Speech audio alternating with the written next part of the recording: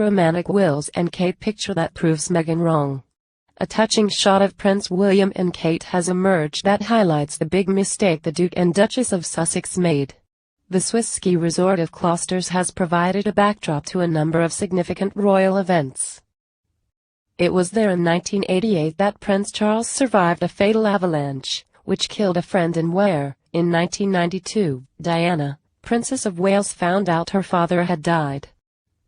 And it was there nearly exactly 17 years ago to the day in 2004 when history was made and it was revealed to the world, with a suitable tabloid flourish, that the future British king had nabbed his first steady squeeze. Finally, Wills gets a girl, The Sun announced on its front page next to secretly shot paparazzi photos showing the Prince and Kate Middleton sharing a tea bar and smiling at one another. Turns out the 21-year-old duo, who were then housemates at St Andrews University in Scotland, were doing more than simply revising for their finals together.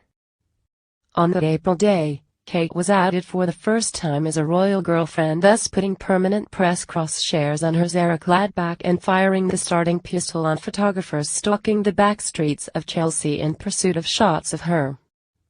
Now, all of those lovey-dovey Klosters pictures might be nothing more than a romantic moment on the couple's long and winding road to the altar, something they fish out to entertain their 3 kids when it's nanny's night off and the Finnegan is yet to kick in. However, looking back at those shots now, and something very interesting comes into focus, namely that what the young couple did afterwards highlights just how badly Harry and Meghan, Duke and Duchess of Sussex, botched things.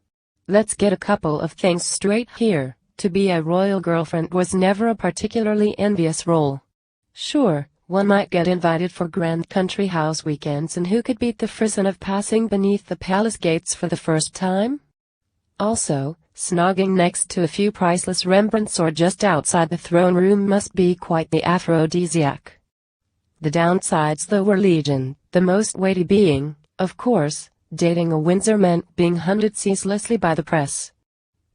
By the time 2016 rolled around, Prince Harry's 2 most serious relationships with Chelsea Davy and Cressida Bonas had foundered and ultimately failed, in part due to the intensity of the media scrutiny.